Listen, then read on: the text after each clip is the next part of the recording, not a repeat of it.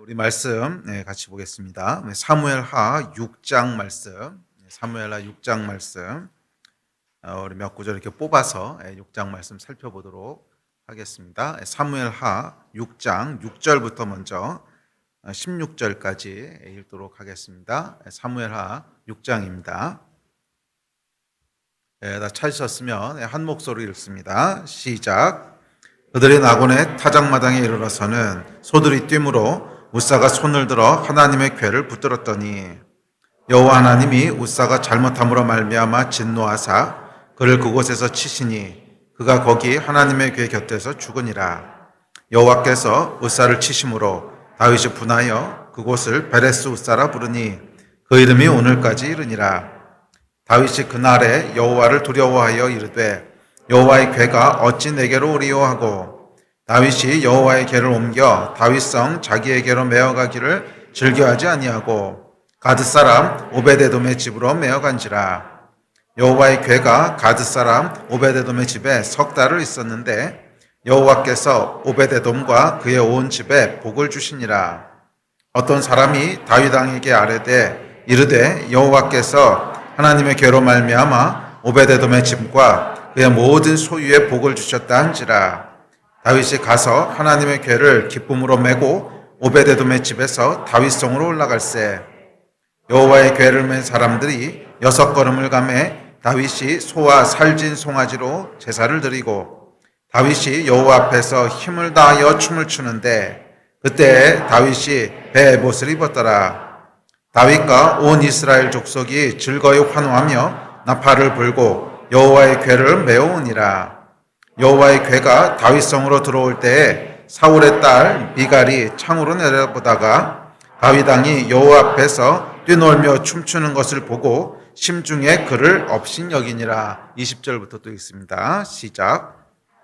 다윗이 자기의 가족에게 축복하러 돌아오매 사울의 딸 미갈이 나와서 다윗을 맞으며 이르되 이스라엘 왕이 오늘 어떻게 영화로우신지 방탕한 자가 염치 없이 자기의 몸을 드러내는 것처럼 오늘 그의 신복의 계집종의 눈앞에서 몸을 드러내셨도다 하니 다윗이 미갈에게 이르되 이는 여호와 앞에서 한 것이라. 그가 내 아버지와 그의 온 집을 버리시고 나를 택하사 나를 여호와의 백성 이스라엘의 주권자로 삼으셨으니 내가 여호와 앞에서 뛰놀리라.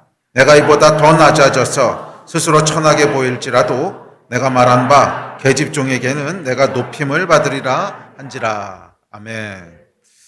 지난주에 이어서 다윗의 성전과 또 하나님의 임재에 대한 그 말씀을 살펴보려고 합니다. 지난주에 우리 살펴봤죠. 다윗이 성전을 지을 그 마음을 가지게 됩니다. 사실 그 전까지도 성막도 있었고 또 장막도 있었고 여호와의 궤를 모시는 곳이 있었습니다.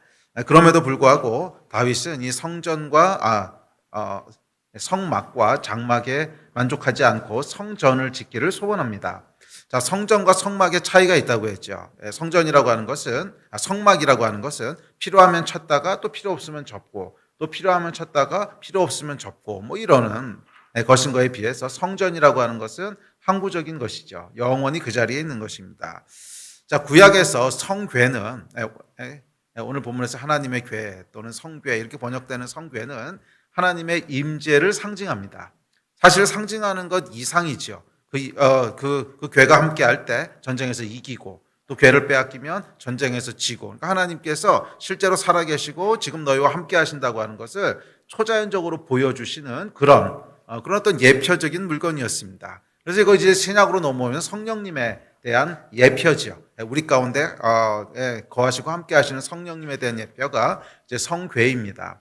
그래서 이 성궤를 두는 곳이 이제 성막이고 성전이고 그렇죠. 그래서 이제 신약이 오면 우리 자신을 뭐라 그래? 성전이라 그러죠. 왜? 우리 안에 하나님이 거하시니까.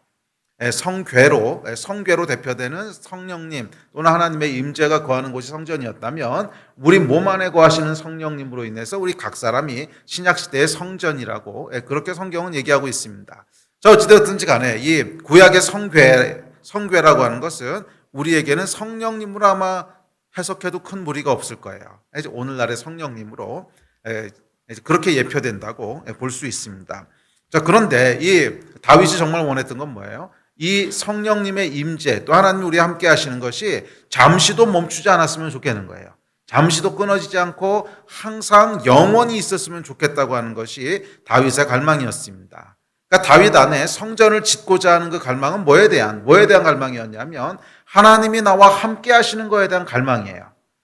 임재에 대한 갈망이에요. 하나님의 임재에 대한 갈망이었습니다. 자, 임재라고 하는 것은 우리가 요즘 계속 살펴보고 있는데, 임재는 뭐라 그랬죠? 하나님이 함께 하시는 것이 임재인데, 당연히 하나님은 무소부지하시고 어디나 함께 하십니다. 그렇지만 그 하나님이 지금 여기 나와 함께 계시다라고 하는 것을 인지하는 건 조금 다르죠. 그 믿음. 지금 하나님이 여기 나하고 함께 하셔 하는 것을 믿는 믿음. 이것이 단순히 어떤 지식적인 동의가 아니라 그것이 인지되는 순간이 있잖아요. 아, 그렇지, 하나님이 지금 나하고 함께 계시지 하는 이런 인지되는 거, 그 믿음을 하나님의 임재라고 부르는 것입니다. 자, 그런데 이 다윗이 원했던 건 뭐예요? 나와 함께 하신 하나님, 그 하나님의 임재가 끊이지 않았으면 좋겠는 거예요. 잠시도 끊어지지 않고 계속 영원히 있었으면 좋겠다라고 하는 것이 다윗의 열망이었습니다. 그리고 이 다윗의 열망으로 말미암아 다윗은 접었다 폈다 하는 성막으로 만족할 수 없었고 영원히 하나님이 거하시는 성전을 사모하게 됩니다. 자, 그래서 이제 성전을 짓겠다고 그렇게 하나님 앞에 서원하게 되고, 또 하나님께서 그것을 기쁘게 여기셔서 이제 다윗의 때는 허락하지 않으시지만 솔로몬의 때에 가서 성전을 짓도록 그렇게 허락하십니다. 자, 그래서 이 교회를 교회되게 하는, 성전을 성전되게 하는 가장 본질적인 요소를 꼽으라면 그것은 하나님이 거기 계신 것입니다. 성전을 성전되게 하는 것은 그 성전의 구조도 아니고 그 성전의 화려함도 아니고 그 안에 얼마나 그 귀하고 아름다운 보석들이 많이 돼 있느냐, 이런 게 아니죠. 성전을 성전되게 하는 본질은 그것이 성막이든 아니면 아주 초라한 장막이든 아니면 화려한 성전이든지 간에 성전을 성전되게 하는 것은 그 안에 뭐가 있는 거예요? 하나님의 궤가 있는 거예요. 그리고 그 하나님의 궤는 하나님이 거기 계신 것을 예표하는 거예요. 그러니까 성전을 성전되게 하는 것은 하나님이 거기 계신 것입니다. 그 신약시대의 교회도 저는 마찬가지라고 믿습니다. 물론 교회가 직접적으로 구약의 성전은 아닙니다. 구약의 성전이 예표하는 것은 우리 각 사람이지 교회 건물을 예표하는 것은 아니죠. 그렇지만 교회는 뭐예요? 이런 성전들, 믿는 사람들의 모임을 교회라 그러는 거잖아요. 장소나 건물이 아니라 사람들의 모임이 교회지요. 그렇기 때문에 교회를 교회되게 하는 본질 역시 그 사람들 가운데 거하신 하나님의 임재예요. 그리고 예수님 뭐라고 약속하셨냐면 두세 사람이 내 이름으로 모인 곳에 나도 그들 중에 있겠다, 이렇게 약속하셨어요. 물론 우리 각 사람이 성전이어서 우리 안에 하나님께서 임재하시는 것 약속하셨지만, 동시에 예수님께서는 그런 성전을 모시고 있는 사람 두세 사람이 모이면 그 가운데 예수께서 같이 하시겠다고 약속하셨어요. 이게 교회의 본질이라는 거예요. 그래서 교회를 교회되게 하는 것은 그곳에 하나님이 계신 것입니다. 교회를 교회되게 하는 것은 그곳에 성령님이 계신 거예요. 성령의 임재, 하나님의 임재가 교회를 교회되게 하는 것입니다. 그래서 우리가 어떤 종류의 위기든지, 그것이 교회 공동체적인 위기든 아니면 한 나라의 기독교의 위기든 아니면 개인의 위기든지 간에 모든 위기는 결국 그 근본으로 내려가 보면 하나님의 임재의 문제에 걸려 있게 됩니다. 표면적으로 나타나는 이유는 다양할 수 있지만, 표면적으로 드러나는 이유는 다양할 수 있지만, 결국 그 뿌리에 해당하는 가장 근원적인 문제는 하나님의 임재를 잃어버린 거예요. 개인적으로 우리가 뭔가 신앙의 위기를 겪고 있다는 말은 우리가 하나님의 임재를 잃어버렸다는 뜻이고, 거기서부터 파생된 것이고, 교회가 힘을 잃어버리고 쇠퇴한다 그러면 표면적으로는 여러 가지 이유가 있을 수 있지만 그 뿌리에 가보면 결국 교회를 나왔는데 하나님을 만나지 못하는 거예요. 결국 교회를 왔는데 하나님을 대면하지 못하게 되면 거기서부터 위기가 시작되는 거죠. 자꾸 다른 문제들이 불거지기 시작합니다. 교회 나오면 딱 하나님만 보여야 돼요. 교회 딱 나오는 순간, 그렇지, 여기 하나님이 우리와 함께 하시지. 그렇지, 두세 사람이나 내 이름으로 모인 것에 예수께서 함께 하시겠다고 하셨듯이 지금 이 사람들이 모인 이곳에 하나님이 함께 하시지. 이게 딱 느껴지고 보여야 되는 거예요. 그런데 여기서 실패하게 되면 자꾸 다른 게 보이는 거예요. 뭐 커피 맛이 없고 의자가 불편하고 뭐 주차가 어떻고 자꾸 이런 얘기들이 나오게 되는 것은 하나님이 보이지 않으니까 나오는 현상입니다. 네. 한 나라도 마찬가지입니다. 한 나라에 기독교가 위기를 맞고 있다면 그 원인은 결국엔 임재의 부재라고 믿습니다. 저는 결국엔 임재의 부재라고 믿어요. 표면적으로는 다른 여러 가지 요인들이 있을 수 있어요. 뭐 교회가 사회하고 소통을 잘못했다, 뭐 다음 세대에 투자하는 것을 타이밍을 놓쳤다. 표면적으로는 여러 가지 이유가 있을 수 있지만 결국 이 모든 문제의 가장 근원에는 교회가 하나님을 만나는 곳이라고 하는 인식이 흐려진 거예요. 사람들이 교회에 왔을 때, 예배에 왔을 때, 특별히 뭐 교회라는 말은 좀 애매하죠. 이게 뭐 장소가 아니고 사람들이니까. 예배는 명확하죠. 사람들이 모이는 예배에 왔을 때, 교회가 모이는 예배에 왔을 때, 거기서 하나님을 대면하지 못하는 거예요. 거기서 하나님이 보이지 않는 거예요. 거기서 하나님을 만나지 못하는 거예요. 그러면 결국 그 나라의 기독교는 쇠퇴하게 됩니다. 여러 가지 부차적인 문제, 드러나는 문제들이 보여지겠지만 결국 뿌리에 가보면 예배에서 하나님을 만나지 못하기 때문이라고 믿습니다. 그래서 저는 저희들 가운데 또 이 땅의 교회들 가운데 교회 예배들 가운데 그 예배가 이런 공예배든 아니면 소그룹 예배든 아니면 가정에서 드리는 예배든 아니면 인터넷으로 비대면으로 드리는 예배든 하여간 모든 예배 모든 형태의 예배 가운데 하나님의 임재가 회복되기를 주의 이름으로 축복합니다. 저희가 두세 사람이 모여서 하나님의 이름으로 예배할 때 그곳에 살아계신 하나님의 임재가 함께하기를 간절히 축복합니다. 여러분의 셀 모임 가운데 하나님의 임재가 있기를 간절히 축복합니다. 셀도 여러분 결국 마찬가지예요. 물론 셀은 형제자매가 만나서 우리 안에 있는 코이노니아를 나누는 것도 중요한 목적이긴 하지만 그럼에도 불구하고 셀을 셀되게 하는 것은 결국 하나님의 임재예요. 결국 하나님의 임재입니다. 하여간 형제자매가 셀에 나왔을 때는 그 셀 모임에서 하나님이 보여야 돼요. 내가 여기 오니까 정말 하나님이 좋으신 분이신 것을 알겠어. 여기 오니까 하나님이 나를 사랑하시는 것을 내가 더 알겠어. 하여간 이 경험들이 있어야 되는 거예요. 하여간 거기 오면은 영적인 경험들이 있어야 돼요. 하나님이 어떤 분이신지를 더 알게 되고 또 하나님이 나를 얼마나 사랑하시는지를 더 느끼게 되고 그 하나님의 은혜가 더 커지고 이런 게 있어야 되는 거예요. 이 하나님을 대면하는 하나님의 임재의 역사가 셀에 있을 때 그 셀은 살아나게 되고 부흥케 됩니다. 그렇지 않고 셀이 뭔가 문제가 생기고 사람들이 오는 걸 뭔가 지루해하고 뭔가 부담스러워하고 그 얘기는 뭐냐면 하나님의 임재를 점점 잃어버리고 있다는 뜻이에요. 뭔가 희석되고 있는 거예요. 주의 임재가 회복되기를 주의 이름으로 축복합니다. 자, 여기까지가 지난주에 살펴본 내용이고, 자, 오늘은 이어서 지난주 사무엘상 8장을 살펴봤는데, 오늘 조금 뒤에 나오는 6장의 이야기를 순서를 바꿔서 살펴보겠습니다. 지난주에 뒷부분을 먼저 살펴보고요. 순서 바꿔서 오늘 이제 앞부분 사무엘상 6장을 살펴보려고 합니다. 자, 사무엘상 6장은 여러분들이 읽으셨듯이 성궤를 다윗성으로 모셔오는 장면입니다. 이제 다윗이 성궤를 다윗성이라고 하는 것은 예루살렘에 이제 붙어 있는 조그만 성인데, 하여간 예루살렘으로 모셔오는 거예요. 다윗성으로 모셔오는 그 장면입니다. 자, 이 말씀에 보면 성궤를 대했던 사람들의 모습이 등장하는데 대표적으로 4명이 등장합니다. 그 4명이 누구냐면 우사, 오베데돔, 그리고 다윗과 미갈이죠. 이 4명의 사람이 등장하는데 이 4명의 사람이 성궤를 대하는 태도와 마음이 다 조금씩 달라요. 다 조금씩 다른 모습과 마음을 가지고 성궤를 대하게 되고 그 결과 인생의 결과도 달라집니다. 어떤 사람은 복을 누리고 어떤 사람은 저주를 받고 어떤 사람은 죽고 또 어떤 사람은 저주를 받고 이렇듯이 이야기가 달라지는데 이 4명의 각기 다른 태도와 각기 다른 마음들을 좀 살펴보면서 우리 안에 성궤를 대하는, 성궤는 하나님의 임재지요. 이 하나님의 임재를 대하는 태도와 마음에 대해서 함께 돌아보기를 원합니다. 자, 이 4명이 각기 다른 태도로 성궤를 대면했는데 그래서 그 결과도 각기 달랐어요. 이 하나님을 대하는 태도가 결국 우리의 운명을 결정하는 것을 보게 됩니다. 그렇죠. 정말 운명을 결정한 거죠. 우사는 죽었잖아요. 그리고 그 6장 우리가 끝까지 안 읽었는데 하여간 미갈에게도 이제 자식이 없는 그런 저주를 받게 되죠. 자, 이렇듯이 하나님을 대하는 태도가 그 사람의 미래, 그 사람의 운명을 결정하는 것을 보게 됩니다. 그래 여러분, 저와 여러분의 미래와 운명을 결정하는 것은 사실은 하나님을 대하는 태도예요. 저와 여러분의 운명과 미래를 결정하는 것은 좋은 학력이 아니고 돈도 아니고 외모도 아니고 인맥도 아니고 저와 여러분의 미래의 운명을 결정하는 것은 하나님을 대하는 태도입니다. 주의 임재를 대하는 태도, 그 태도에 의해서 우리의 미래가 결정됩니다.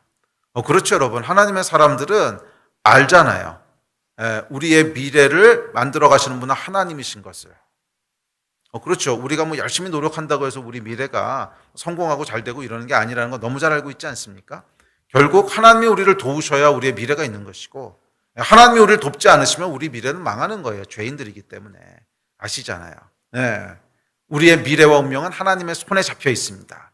그렇기 때문에 우리의 미래는요, 하나님을 대하는 태도에 의해서 결정돼요. 하나님을 대하는 태도에 의해서 결정돼요. 그렇지 않습니까? 하나님이 여러분을 이쁘게 보세요. 그리고 정말 축복하기 원하세요. 그러면 이야기 끝난 거죠. 내가 노력하는 것 이상의 미래와 삶을 살게 되는 거 당연하지 않습니까?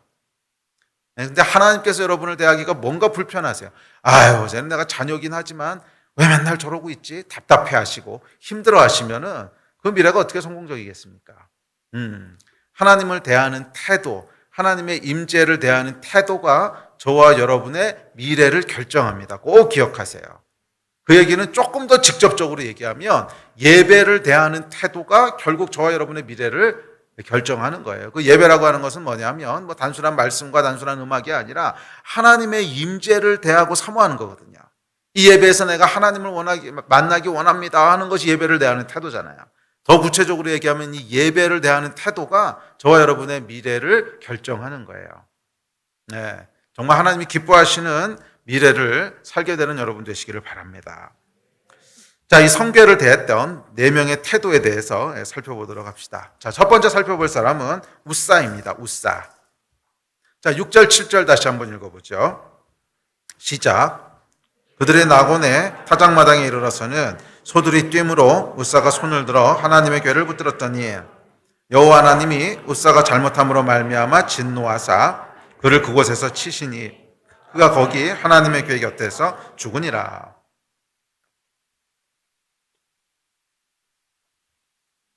아마 많은 분들이 이 구약에서 참 이해하기 어려워하는 부분이 이 부분일 거예요. 그렇죠? 이 우사 이야기를 들으면 이렇게 갸우뚱해지시는 분들이 많을 겁니다. 아니 우사가 뭘 그렇게 잘못했지? 이 생각. 어떠세요? 여러분도 그런 생각 들지 않으세요? 이 말씀 읽다 보면 끼니 본문이었는데 얼마 전에 아니 우사가 뭘 그렇게 잘못했지? 이런 생각 안 드셨어요? 안 드셨다면 졸면서 성경을 읽으신 거고 아니면 정말 깊이 읽으셨든지 아니면 깊이 잠들었든지 약간 둘 중 하나일 텐데 정상적으로 읽었으면 약간 갸우뚱했을 겁니다. 우사가 뭘 그렇게 잘못했지? 아니 성궤가 수레에서 떨어지러 가니까 잡은 것뿐이잖아. 그럼 이게 떨어지려고 그러는데 잡아야지 안 잡냐? 이런 생각 안 드세요? 여러분이라면 안 그렇겠어요? 나라도 수레 끌고 가다 지금 이 성궤가 떨어지려고 그러는데 아이쿠 이거 떨어지면 안 되지. 귀한 거니까. 이거 당연히 잡으려고 했지 그거 안 잡겠냐는 거예요. 그래서 이 좀 고개를 갸우뚱하게 됩니다. 아니 그랬다고 죽이셔? 뭐 이런 게 이제 뭘 그렇게 크게 잘못했지? 이러는 거죠. 자, 이 우사의 문제가 뭐였을까요? 우사가 우리에게 주고 있는 메시지가 있는데 그것은 성궤를 대하는 그의 마음과 태도에서부터 찾아야 됩니다. 이 성궤를 잡았던 이 행동이 어떤 태도를 나타내고 있고 어떤 마음에서부터 나왔는지를 둘러봐야 우사의 문제가 이거였구나 하는 게 보인다는 거예요.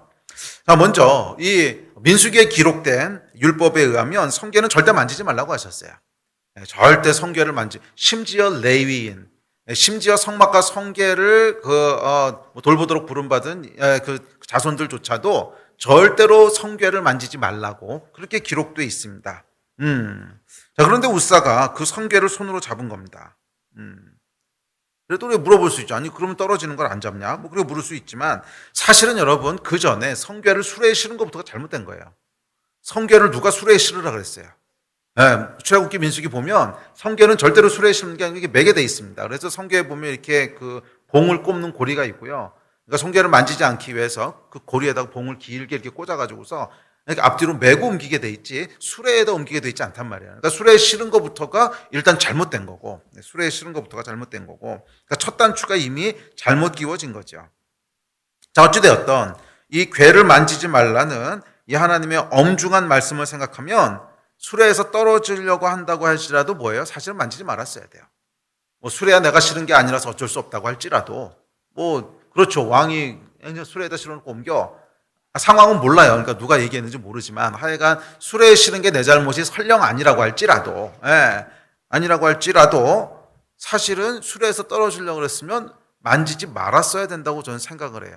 만약에 우사가 하나님의 말씀을 진짜로 엄중하게 생각했다면, 진짜로 엄중하게 생각했다면, 그러니까 이 얘기는 뭐냐면 우사가 하나님의 말씀을 알긴 분명히 알았을 거예요. 뭐 성궤를 옮겨오는 책임자가 그거 몰랐을까 봐. 알긴 알았을 텐데, 책임자라고 나와 있지 않죠. 하여간 이 성궤를 옮기는 사람이 몰랐을 리는 없는데 그래도 엄중하게 생각한 건 아니에요.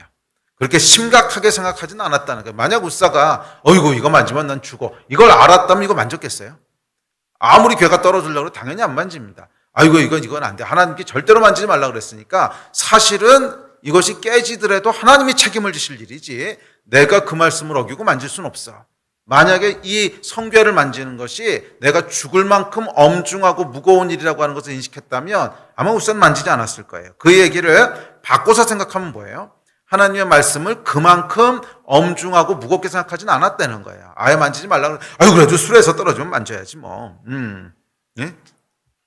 성계로 상징되는 하나님의 임재 역시 무겁고 엄중하게 생각하지 않았어요. 만약 여러분 생각해 보십시오. 성계가 예표하고 있는 것이 하나님의 임재인데, 하나님의 임재가 그곳에 있는 것을 우사가 보고 있었다고 생각해 보세요. 보고 있었다는 거. 예를 들어서 뭐 이사야나 예레미야가 기도 가운데 이 주의 임재를 실제로 대면하잖아요. 실제로 대면하면서 어찌할 바를 모르죠. 자, 우사가 만약에 하나님의 임재를 그렇게 실제로 대면하고 있었다고 생각해 보세요. 이 성궤가 있는데 그 성궤 위에 정말로 영광의 하나님께서 좌정하고 임재하고 함께 하시는 것을 진짜로 내가 보고 있었다면요. 일단 우사는 이 패닉이 돼가지고 움직이지도 못했습니다. 움직이도 못했고, 성궤가 떨어지려고 한다고 할지라도 감히 터치할 생각을 못했을 거요. 아니 하나님이 지금 거기 좌정하고 계신데 성궤 떨어지면 하나님 어떻게 하시겠지? 그걸 내가 개입해가지고 잡을 생각을 엄두를 못 냈을 겁니다. 자, 그러니까 이 이야기를 바꿔 얘기하면 무슨 뜻이에요? 우사는 하나님의 임재를 인식하고 있지 않았다는 거예요. 그 성궤와 함께 하신 하나님의 임재가 거의 인식되고 있지 않았다는 거예요. 그냥 이게 중요한 거고 이게 이스라엘에겐 중요한 성물이고 그러니까 옮기고 있는 것이지 거기에 함께하고 있는 하나님의 임재를 이사야나 예레미야처럼 정말 인식했다면 그거 어떻게 만집니까? 만질 리가 없어요. 떨어지는 것이 아니고 그 위에 폭탄이 떨어진다고 하더라도 가만히 있었을 거예요. 왜? 하나님이 거기 계신데. 수레에서 떨어지면 하나님이 어떻게 하시겠지? 그렇지 않습니까? 하나님이 거기 계신데 그거 어떻게 안 하시겠어요? 분명히 하나님이 뭐라 그랬어요? 이 성궤는 너희가 잘 보살펴 깨지게 하면 안 돼. 이렇게 말씀하지 않았거든요. 아무도 만지지 마. 아무도 만지지 마. 이건 내가 직접 다룰 거야. 분명히 말씀하셨으니까 하나님이 거기 계신 것을 인식했다면 그 말씀이 엄중하고 무거웠을 거예요. 그렇지. 성궤는 깨뜨려도 하나님이 깨뜨리시는 거고 망가져도 하나님이 이제 하나님이 붙잡고 계신 거고 이게 하나님의 임재를 인식한 사람의 태도죠. 그렇지 않습니까? 그런데 우사가 그것을 만졌다고 하는 건 뭐냐면 하나님의 임재에 대한 인식이 없거나 굉장히 희박했다는 뜻이에요. 하나님이 거기 계신 걸 인식하지 않으니까 아이쿠 떨어지면 어떡하지 이러고 만졌다는 거죠. 이게 사실은 우사가 우리에게 던지고 있는 메시지입니다. 하나님의 임재에 대해서 무겁고 엄중하게 생각하지 않는 거예요. 하나님이 지금 여기 계시다고 하는 거에 대해서 무겁고 엄중하게 생각하고 있지 않다는 것입니다. 만약 여러분 지금 하나님이 이 예배 가운데 여기 우리와 함께 하신다고 하는 것이 무겁고 엄중하게 인식된다면 아마 이 예배를 대하는 태도는 확 다를 거요. 확 다를 거요. 뭐 저희 교인들 가운데 뭐 예배 늦게 오시는 분이 별로 안 계신데 뭐 이유가 있습니다. 늦게 오면 자리가 없으니까 이제 늦게 못 오시는 걸 텐데. 하여간 뭐 한 예배에 뭐 조금씩 늦고 상습적으로 늦고 뭐 그럴 때 보면 거기서 드러나는 게 뭐예요? 하나님의 임재에 대해서 별로 무겁게 생각하지 않는 태도죠. 그러니까 이런 것들을 하나님 우리에게 지금 질타하시는 거예요. 뭐 큰 잘못한 거 아니에요. 뭐 웃사가 무슨 죽을 죄를 졌습니까? 살인을 했습니까? 간음을 했습니까? 안 했어요. 그런데 하나님의 임재에 대해서 엄중하고 무겁게 생각하지 않았어요. 이걸 하나님이 질타하시는 거예요. 하나님의 임재는 가벼운 게 아니라는 거예요. 하나님의 임재는 가벼운 게 아니라는 거예요. 그냥 가볍게 취급할 수 있는 것이 아니라는 거예요. 여기 지금 하나님이 계시다고 인식한다면 아마 태도가 다를 거요. 예배드리는 태도도 다를 거고. 그렇지 않습니까? 그것이 웃사가 우리에게 던지고 있는 메시지입니다. 자, 웃사의 그래서 두 번째 문제는 뭐냐면 하나님의 임재에 대한 게 흐려지니까 나타나는 두 번째 문제는 인본주의입니다. 그렇죠. 아무리 하나님이 성계를 만지지 말라고 했어도 아니 수레에서 떨어지는 것을 어떻게 그냥 둡니까? 이게 사람의 생각이죠. 아무리 하나님이 만지지 말라고 했어도 수레에서 떨어지는 거 어떻게 그냥 둡니까? 이게 사람의 생각이에요. 사람의 도리고 사람의 윤리입니다. 더구나 이 괴는 다윗 왕이 명령하에 옮기고 있습니다. 근데 만약에 이것이 수레에서 떨어져 산산조각이 났다. 그것을 왕 앞에 가져간다. 이게 상상이 안 되는 거죠. 네? 그러니까 이건 아니잖아요. 아무리 하나님이 만지지 말라고 하셨어도 왕이 가져오라고 하는 성게를 수레에서 떨어뜨려 가지고서 깨뜨려 가지고 가져간다. 말이 안 된다고 생각하는 겁니다. 이것이 웃사의 생각이고 이것이 사실은 사람들의 일반적인 생각이라는 거예요. 그래서 우리가 고개를 갸우뚱하는 거죠. 아니 그래도 깨지게 두면 안 되잖아. 이게 웃사의 생각이고 웃사의 이야기를 읽으면서 이렇게 갸우뚱하는 우리들의 생각이에요. 아무리 하나님 만지지 말라고 했어도 다윗 왕이 가져오라고 한 건데 그거를 나르다가 그럼 이런 거를 안 되지. 그래도 떨어져서 깨뜨리면 안 되지. 이게 사람들의 생각이에요. 이게 뭐냐면 여러분 인본주의라는 거예요. 인본주의를 상징하고 있는 거죠. 하나님이 말씀하셔도 세상이 생각하는 생각과 기준이 있다는 거예요. 하나님이 이렇게 말씀하셨어도 세상적으로 통하는 상식, 세상이 얘기하는 질서, 세상이 얘기하는 룰이 있는데 그게 하나님의 말씀보다 더 우위에 있는 거죠. 상식적으로 그래도 그러면 안 되지. 그게 더 위에 있다는 거예요. 아니요, 여러분. 정말 하나님의 사람들은 상식적으로 그렇지 않은 것보다 하나님의 말씀이 더 위에 있어야 돼요. 그렇지. 상식적으로 그래도 깨뜨리면 안 되지 하는 생각보다 하나님이 만지시지 말라고 그래서 만지시지 않아야지. 이게 더 위에 있어야 된다는 거예요. 그런데 하나님의 임재가 흐려지고 하나님의 임재를 가볍게 여기는 사람은 하나님의 말씀보다 세상의 상식과 질서가 더 위에 있어요. 더 크게 느껴진다는 거예요. 아무리 그랬어도 왕이 가져오라 그러는 걸 어떻게 깨뜨리냐. 이 생각이 더 중요하고 크게 느껴진다는 거예요. 사실 여러분 이 사람은 하나님 앞에서 살아가는 겁니까? 아니면 왕 앞에서 살아가는 겁니까? 그렇죠. 왕 앞에서 살아가는 거죠. 웃사는 결국 하나님 앞에서 살아간 사람이 아니라 다윗 왕 앞에서 살았던 사람이라는 거예요. 사람 앞에서 살았던 사람이라는 거예요. 예. 왕이 시킨 일인데 이거를 깨뜨려서 가져갈 수는 없잖아. 왕 앞에서 살아가는 사람이. 왕한테는 충성된 사람인지 모르겠어요. 하지만 하나님 앞에서 살아간 사람은 아니에요. 이게 여러분 현대 기독교가 계속 충돌하는 것 아닙니까? 계속 충돌하는 거 아니에요? 하나님이 이렇게 말씀하셨지만 이 시대에 그렇게 살아가면 세상의 상식과 어떤 세상의 룰에는 맞지 않는 것 같이 느껴질 때 사람 앞에서 살아갈 것이냐 하나님 앞에서 살아갈 것이냐 계속 갈등하게 하는 사실은 웃사의 문제죠.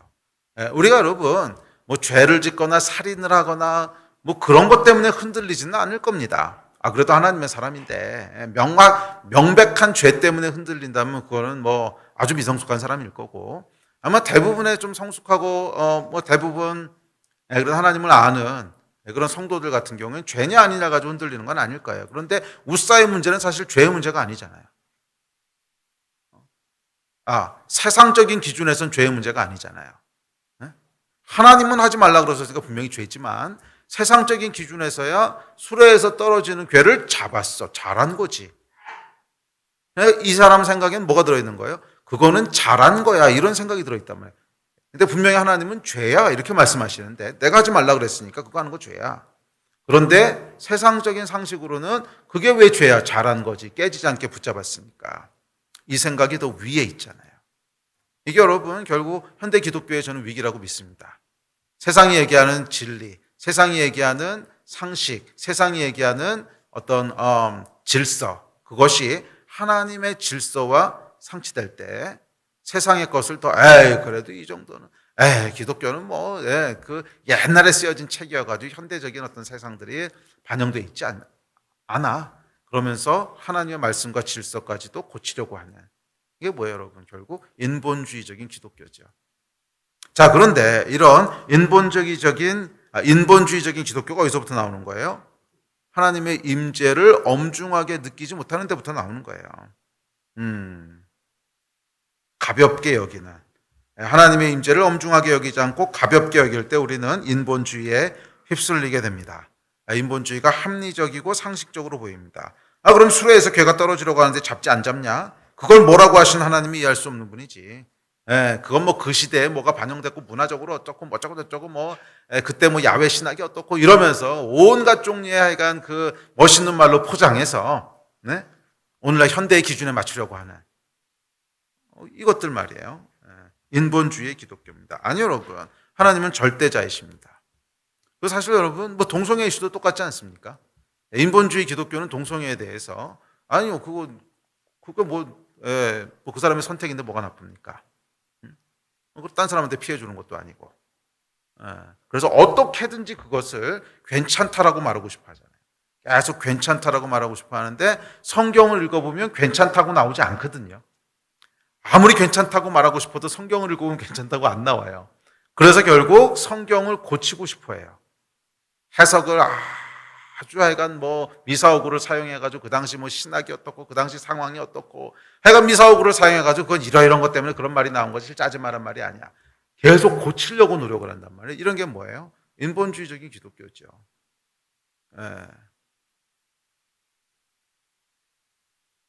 하나님의 임재로부터 멀어지면 우리는 결국 인본주의에 무릎을 꿇게 됩니다. 아니 여러분, 하나님은 절대자이십니다. 그분이 말씀하신 것이 질서고 그분이 말씀하신 것이 상식이고 그분이 말씀하신 것이 진리입니다. 그리고 하나님의 임재를 엄중하고 무겁게 느낄 때 우리는 질서에 동의하게 됩니다. 이 질서가 상식이고 진리로 느껴지기 시작합니다. 생각해 보세요. 이사야 예레미야처럼 하나님이 지금 내 앞에 나타나셨어요.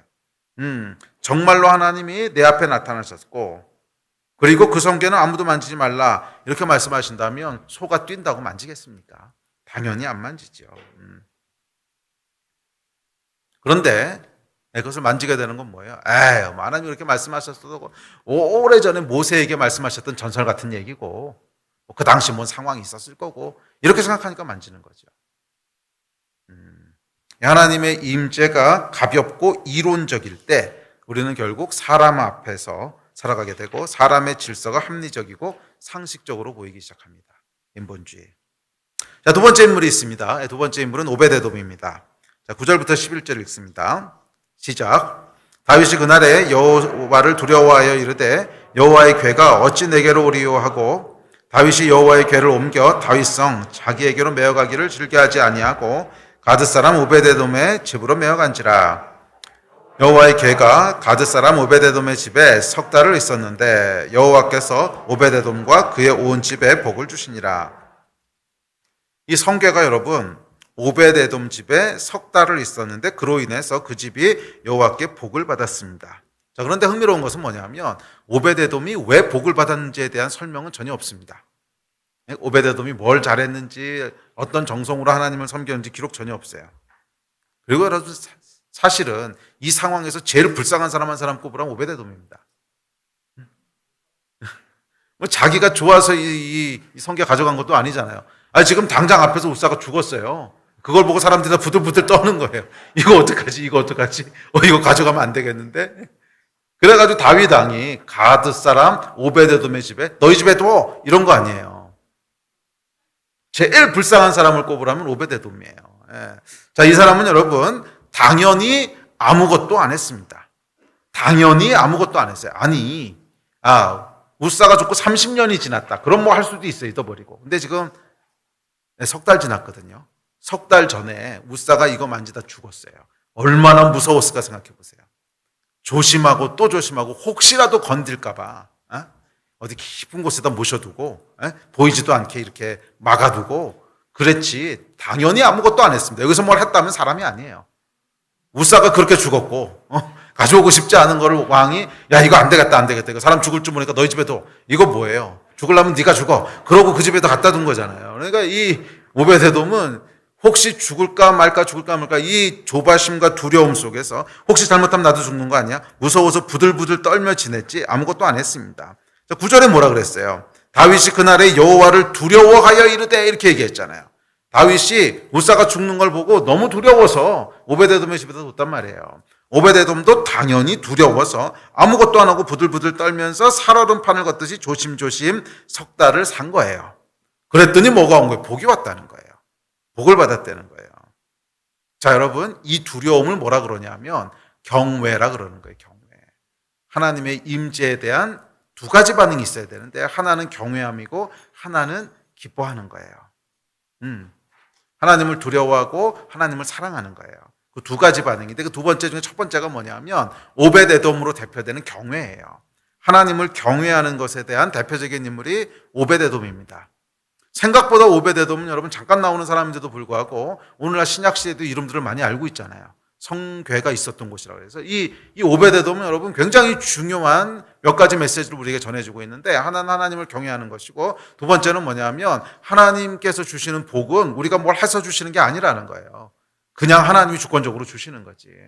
그러니까 오베데돔은 아무것도 안 했어요. 아무것도 안 하고 손도 안 대고 자기가 자원해서 모셔온 것도 아니에요. 그냥 떠밀리듯이 하나님의 임재를 맡아온 것뿐인데 거기 복이 임했단 말이에요. 그러니까 이 하나님의 복이라고 하는 것은 우리가 뭘 해서 받는 게 아니라는 거예요. 첫째, 경외함이 있었습니다. 경외함. 이 경외함은 하나님이 여기 계신 것으로 인해서 두려워하는 마음이에요. 하나님이 여기 계신 것으로 인해서 두려워하는 마음이에요.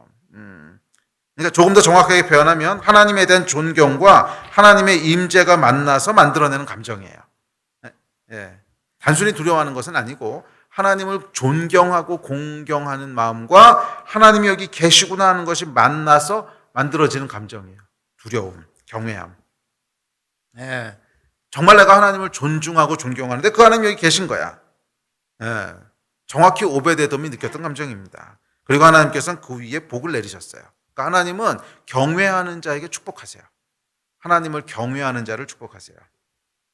자, 사실은 이 경외하는 자에게 축복하시는 것을 조금 더 깊게 들여다보면 복은 우리가 무엇을 해서 받는 게 아니라는 거예요. 복은 우리가 무엇을 해서 받는 것이에요. 복은요 그냥 하나님이 강권적으로 주시는 거예요. 그래서 은혜라고 하는 거죠. 내가 만약 뭐를 해서 받는 거면 그건 은혜가 아니에요. 공로지. 공로 또는 대가지. 내가 뭐를 해서 그 대가로 받는 것이고 내가 뭐를 했기 때문에 상급으로 받는 것이지 은혜가 아니죠. 그런데 하나님의 복은 은혜란 말이에요. 우리가 무엇을 해서 주시는 것이 아니라 그냥 하나님이 주시는 거예요. 왜? 하나님이 우리를 사랑하시기 때문에. 자, 그래서 우리를 향한 하나님의 마음은 그 디폴트 값이 뭐냐 하면 복 주시는 거예요. 하나님의 임재 자체가 복이에요. 하나님의 임재 자체가 복이에요. 그래서 우리가 뭐를 해서 복을 받는 것이 아니라 하나님이 나와 함께 계시기 때문에 내가 복을 받는 거예요. 하나님은 우리를 복 주시기 위해서 만드셨고 복을 주시는 분이 하나님의 본질이시고 하나님은 우리를 너무너무 그렇잖아요, 여러분. 우리가 자녀를 낳아서 키우다 보면 너무너무 예쁘잖아요. 근데 이 자녀가 참 부담스럽기도 하고 귀찮기도 하고 힘들기도 하지만 이 자녀를 보고 있으면 뭐든지 다 주고 싶죠. 이 갓난아기를 이렇게 안고 있으면 엄마가요, 막 너무너무 행복해 하면서 이 아이를 위해서라면 생명도 줄 것처럼 막 그런 마음이, 이게 뭐냐면 사랑이거든. 우리를 향한 하나님의 마음이 그거라는 거예요. 그냥 다 주고 싶어 하세요. 다 주고 싶어 하시고, 뭐든지 주고 싶어 하시고, 잘 됐으면 좋겠고, 그게 하나님의 마음이란 말이에요. 그래서 하나님의 임재가 있으면 당연히 따라오는 디폴트 값이 뭐냐면 복이에요. 자, 그런데 우사는 말이에요. 하나님이 계셨는데 복이 아니고 저주를 받잖아요. 그럼 이건 뭐예요? 자, 이것이 주고 있는 메시지가 뭐냐면 복은요, 무엇을 해서 받는 것은 아니지만 무엇을 하지 말아야 받는 건 맞아요. 자, 그러니까 복은 해서 받는 것이 아니고 하지 말아야 받는 거예요. 뭐를? 죄를. 그러니까 우리가 무언가를 해서 하나님으로부터 복을 뺏어오는 것이 아니라 복은 이미 우리에게 내려오고 있는데 이 복을 막고 있는 게 있다는 거예요. 죄. 복을 막고 있는 게 죄라는 거예요. 우리가 계속 하나님 앞에 죄악된 선택들을 할 때 그것이 죄를 막고 있는 거예요. 그래서 복을 누리기 위해서는 뭘 해야 되냐면 복을 받기 위한 어떤 행동이 아니라 복을 막는 행동을 하지 말아야 돼요. 그러니까 복은 무엇을 해서 받는 것이 아니라 하지 않아서 받는 거예요. 이해가 되십니까? 복은 무엇을 해서 받는 것이 아니라 하지 않아야 받는 거예요. 복을 막고 있는 행동을 하지 말아야 받는 거예요. 웃사가 복을 막을 행동을 한 거죠. 괴를 만졌어요. 하나님의 말씀을 어긴 거 아니에요? 아무리 하나님이 복을 주시고 싶어도 우리의 죄가 그 복을 막는 거예요. 그러니까 하나님의 말씀에서 벗어남으로, 주의 말씀을 가볍게 여김으로, 주의 임재를 가볍게 여김으로 복을 가로막습니다. 그리고 복을 누리지 못하는 게 저주지요. 자, 그렇게 이 하나님의 임재 안에 있는 우리는 죄만 짓지 않으면 복을 누리는 거예요. 죄만 짓지 않으면 복을 누리는 거예요. 할렐루야. 이게 바로 여러분 경외함의 능력이에요. 하나님을 건강하게 두려워할 때 우리가 뭐를 안 하게 되냐면 죄를 안 짓게 돼요. 잘 생각해 보세요. 하나님을 우리가 정말 사랑하고 좋아할 때 하나님을 위해서 헌신하게 되죠. 그건 맞아요. 그런데 죄를 안 짓게 되는 프로세스는 뭐냐면 하나님에 대한 두려움이 있을 때 죄를 안 짓게 돼요. 물론 뭐 사랑하면은 하나님이 싫어하시니까 당연히 안 하게 되긴 하는데 그래도 이제 그 전에도 제가 한번 설교한 적이 있는데 우리 삶에 있어서 그 악셀레이터에 해당하는 것이 하나님의 은혜라면 이 경외함에 해당하는 것은 브레이크예요. 그러니까 이 경외함이 없는 사람은요, 한번 차가 이 내리막길로 내려가기 시작하잖아요. 멈출 수가 없어요. 죄에 대한 요구를 확 휘감아 오면은 멈출 수가 없어요. 그런데 이것을 멈추게 해주는 게 뭐냐면 하나님에 대한 건강한 두려움이에요. 아이고, 하나님이 지켜보고 계시지. 이러다 내가 큰일 났지. 아이고, 하나님이 살아계신데. 이 감각들. 이 감각이 있을 때 우리가 브레이크를 밟아요. 이건 안 돼. 더 이상 가면 안 돼. 브레이크를 밟는다는 거예요. 그래서 제 경험에 비춰봐도요, 하나님의 사랑과 은혜만 가지고 죄의 브레이크를 밟기는 참 어려워요. 죄의 브레이크를 밟아주는 건 뭐냐면 하나님에 대한 경외함이에요. 아이고, 하나님 살아계신데 이러면 안 되지. 아이고, 하나님이 지금 지켜보고 계신데 이러면 안 되지. 이 하나님에 대한 임재가 살아있을 때 그 안에 거룩한 종류의 부담과 경외함을 느끼면서 우리가 브레이크를 밟게 되는 거예요. 그러니까 이것이 오베데돔이 우리에게 주고 있는 메시지입니다. 하나님에 대한 경외함이 있을 때 우리는 죄를 멈출 수 있는 힘을 얻게 된다는 거죠. 아멘. 자, 세 번째 등장인물은 다윗이고 네 번째 미갈입니다. 자, 이 웃사와 오베데돔이 한 쌍으로 하나님의 경외에 대한 것들을 우리에게 가르쳐주고 있다면 다윗과 미갈은 하나님의 임재가 주고 있는 사랑과 기쁨의 즐거움에 대한 것들을 우리에게 보여주고 있습니다. 다윗에 대한 건 우리가 잘 알고 있습니다. 자, 6장 12절부터 15절에 보면 다윗에 대해서 이렇게 묘사합니다. 시작. 어떤 사람이 다윗 왕에게 이르되 여호와께서 하나님의 괴로 말미암아 오베데돔의 집과 그의 모든 소유에 복을 주셨다 한지라. 다윗이 가서 하나님의 궤를 기쁨으로 메고 오베데돔의 집에서 다윗성으로 올라갈세.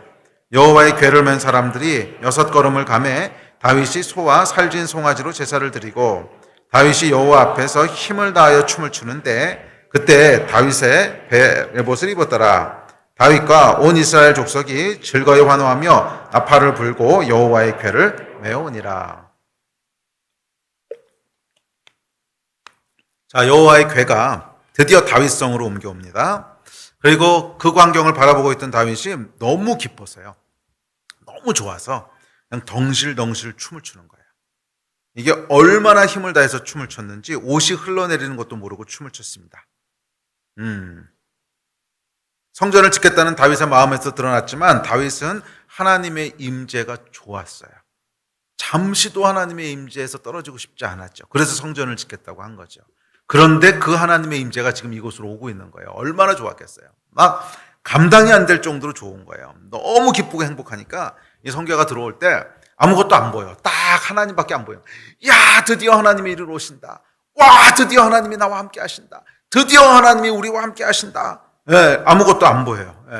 그래서 왕이니까 이 사람들 앞에서 채통을 어떻게 지켜야 되고 아니요, 그런 게 보이는 게 없어요. 백성들 앞에서도 왕이 이렇게 하면 안 되지. 이런 게 하나도 보이는 게 없고요. 네. 지금 다윗에게는 오직 딱 하나가 전부예요. 하나님. 하나님이 전부예요. 다른 아무것도 보이지 않습니다. 오직 하나님만 보여요. 오직. 예. 이게 여러분 다윗이었어요. 다윗은 정말로 하나님 앞에서 살아간 사람이에요. 그래서 이런 다윗을 향해서 하나님이 이렇게 말씀하십니다. 다음 구절 시작. 패하시고 다윗을 왕으로 세우시고 증거하여 가라사대 내가 이새의 아들 다윗을 만나니 내 마음에 합한 사람이라 내 뜻을 다 이루게 하리라 하시더니 내 마음에 합한 사람이라고 그러신 거예요. 그리고 그를 통해서 내가 내 모든 일을 다 이룰 거라고 말씀하십니다. 네, 다윗은요 하나님밖에 안 보여요. 자, 그러자 이 다윗의 기쁨이 온 이스라엘 백성의 기쁨과 환호로 바뀝니다. 네, 이제 그래서 뭐라 그랬어요? 15절에 보면 다윗과 온 이스라엘 족속이 즐거이 환호하고 나팔을 불고 여호와의 궤를 메워왔다고 그렇게 얘기합니다. 온 백성이 다 기뻐하는 거예요. 온 백성이 다 기뻐하고 즐거워하고 그렇죠. 이것이 사실은 다윗의 힘이었고 이스라엘의 힘이었습니다. 성경이 이렇게 얘기합니다. 시작. 여호와로 인하여 기뻐하는 것이 너희의 힘이니라. 그래서 아까 여러분 이 경외함이 브레이크라고 했는데 하나님을 기뻐하는 건 힘이래요. 앞으로 나갈 수 있는 힘이라는 거예요. 그러니까 이 여호와 하나님을 두려워하는 것 이것이 사실은 율법인데 이 율법은요 그냥 멈춰 설 수 있는 거기까지가 딱 한계예요. 딱 멈춰 설 수 있는 그 이상은 넘어가지 않아요. 그냥 죄로 아이고 이거 죄지면 안 되지 멈춰 서게 하는 그게 끝이고 그 이상 앞으로 나가게 하진 않아요. 그런데 우리를 움직이게 하고 다윗을 움직이는 힘이 뭐였다는 거예요? 여호와를 기뻐하는 거, 하나님의 임재를 기뻐하는 거, 예배를 즐거워하는 거. 와, 하나님을 만나는 것이 너무 기쁘고 난 하나님과 함께하는 것이 너무 즐겁고 난 예배만 나오면 막 마음이 흥분되고 어쩔 줄 모르겠고 이게 우리를 움직이게 한다는 거예요. 이게 우리를 움직이게 한다는 거예요. 아멘. 여러분 어떠십니까? 예배가 여러분을 움직이는 힘이십니까?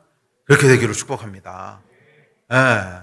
그래 내가 지난번에도 얘기했지만 사람들은 세상 속에서 영향력을 미쳐야 되고 모이는 기독교가 아니고 흩어지는 기독교가 돼야 된다고 얘기들을 합니다. 다 동의하지만 흩어질 힘은 어디서 모이냐면 모이는 예배에서 모여요.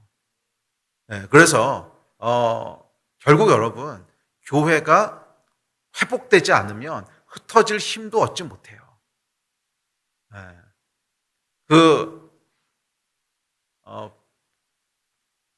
벌써 오래된 얘기긴 한데 한 10년, 15년 전에 저희 교회에서도 이제 그런 토론들을 한 적이 있어요.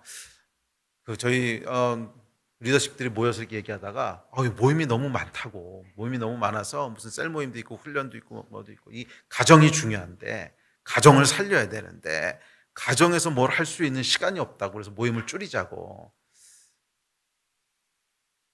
들어보니까 맞는 말 같아요. 뭔가 가정에서 아버지가 중심이 돼서 뭔가 할 수 있는 거를 해야 된다고 하는 건 저도 이제 동의가 돼서 기도를 하는데 결국 제 머릿속에 딱 떠오른 게 있어요. 그래서 모이는 것을 그치고 가정에서 다 하라고 하면 가정에서 살아날까?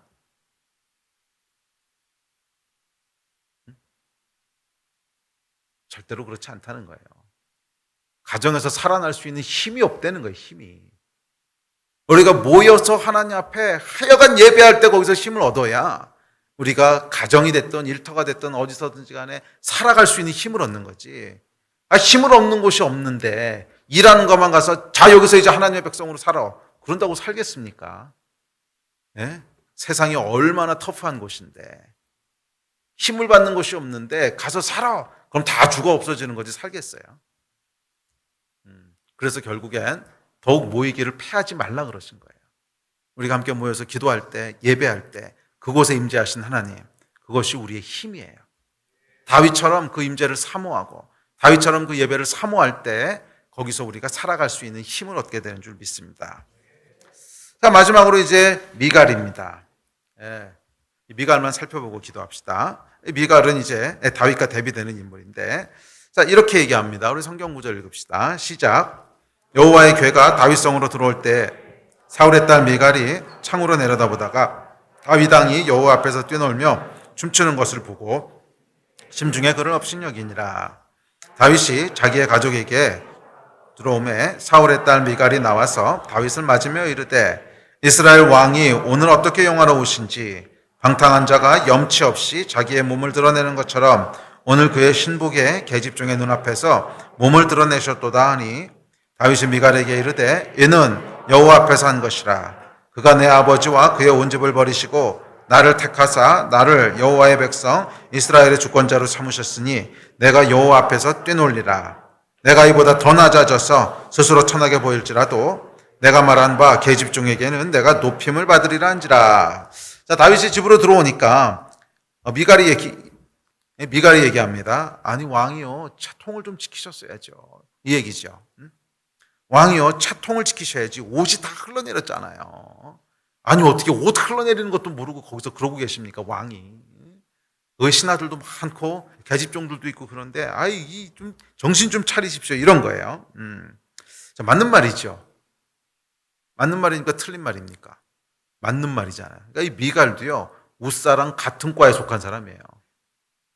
틀린 말을 한 게 아니에요. 분명히 맞는 말입니다.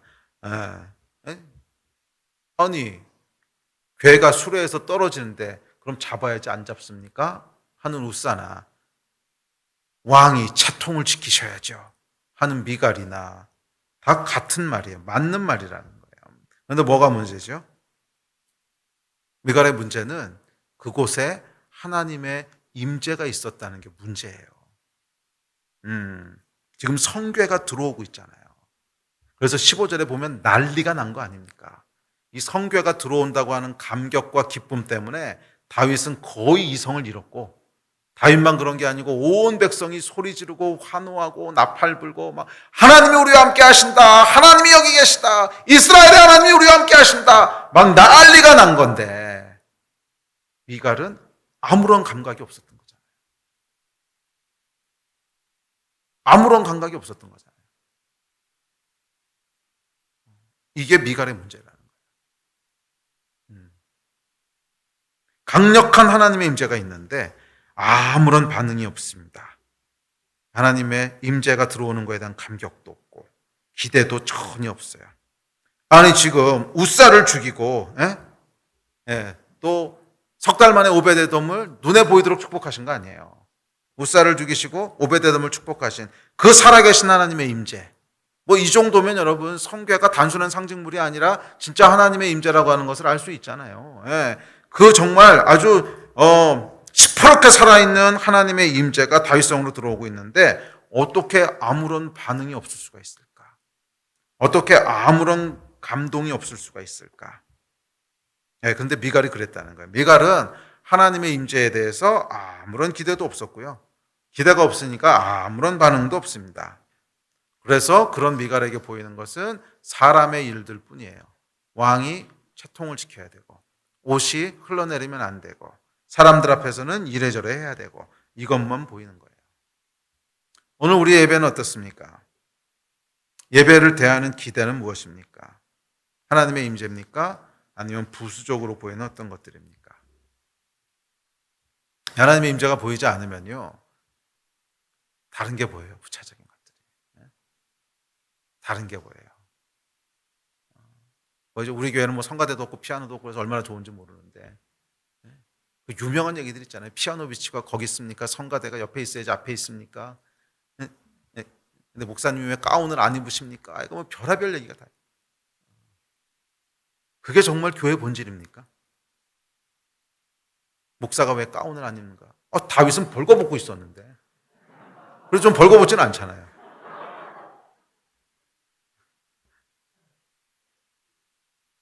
미갈하고 뭐가 다르죠?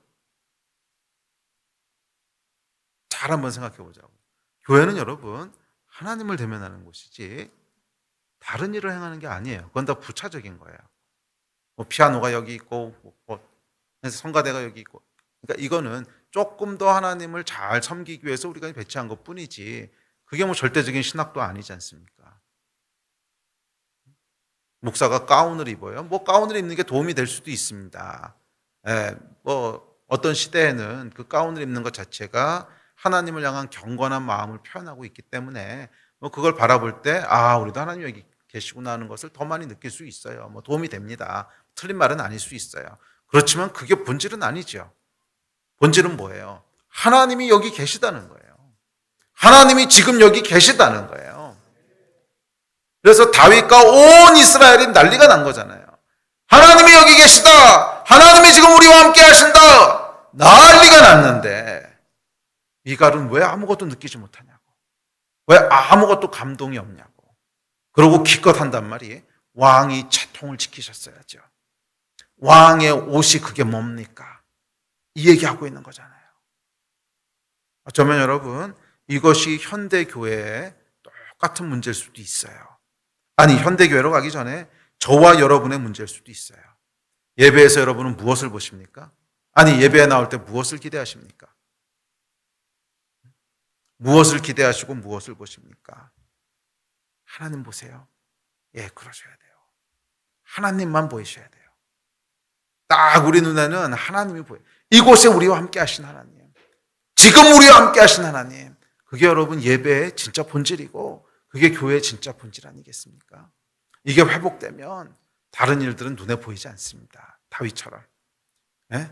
다윗처럼 왕의 채통도 사람들의 눈치도 아무것도 눈에 보이지 않아요. 하나님. 그리고 하나님은 그것을 기뻐하셨어요. 이는 내 마음에 합한 사람이다. 이 예배가 저와 여러분의 삶 가운데 회복되기를 주의 이름으로 축복합니다. 예배팀 앞으로 나오십시오. 우리 예배는 어떤 예배입니까? 다윗의 예배입니까? 아니면 미갈의 예배입니까? 무엇을 보기 위해 예배에 나오시고 또 예배에서는 무엇을 경험하십니까? 우리 눈에는 지금 뭐가 보입니까? 하나님의 임재입니까? 아니면 다른 어떤 것들입니까? 이게 여러분 복과 저주를 가른다는 거예요. 우리의 영원한 운명을 가른다는 거예요. 예. 이 오베데돔과 다윗이 주의 축복을 받았던 이유는 그들이 가졌던 하나님에 대한 경외함과 하나님에 대한 감격이었어요. 반면 우사와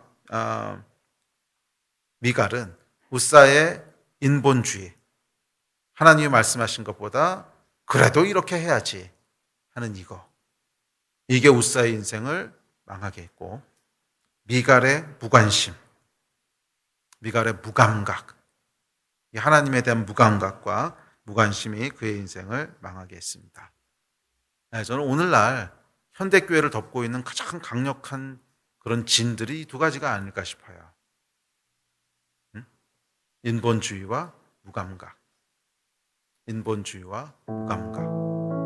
성경이 뭐라고 얘기하든 하나님 뭐라고 말씀하셨든 그래도 상식적으로 이렇게 해야지 하는 이 생각들. 세상이 지금 얘기하고 있는 그런 어떤 주장들.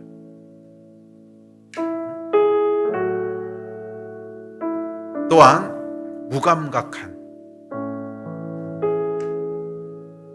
예배에 대한 기대가 있으십니까? 참 이거 찾아보는 게 희귀해졌어요. 참 희귀해졌어요. 그래서 어떤 분들은 예배를 견딘다라는 표현까지 쓰더라고요. 예배 드리는 게 아니고 예배 견딘다. 그래서 예배를 계속 짧게 드릴 것을 요구합니다. 2시간 예배? 그런 교회는요 참 눈치 없는 교회인 거죠. 설교는 짧아야 되고 예배도 짧아야 되고 이제 끝나면 빨리 움직여야 되고, 물론 장소가 좁아서 그럴 수도 있겠지만 우리의 마음 말이에요. 우리의 마음. 하나님의 임재에 대해서 기대도 없고 무감각하고, 그것이 결국 여러분 우리 세대가 맡고 있는 위기 아닐까요? 그리고 이 문제의 가장 근원에는 하나님의 임재에 대한 감각이 있는 거잖아요. 하나님이 지금 여기 함께 하신다. 하나님이 지금 여기 함께 하신다. 이것을 잃지 말아야 돼요. 이것을 잃지 말아야 돼요. 저와 여러분의 삶 가운데 하나님의 임재에 대한 은혜가 끊이지 않게 되기를 주의 이름으로 축복합니다. 예배마다 모임마다 그것에 올 때마다 주의 임재를 대면하고 하나님이 지금 나와 함께 하신다고 하는 것들을 알게 되고 누리게 되는 그런 하나님의 축복이 함께 하시기를 주의 이름으로 축원합니다. 자리에서 일어나서 기도합시다.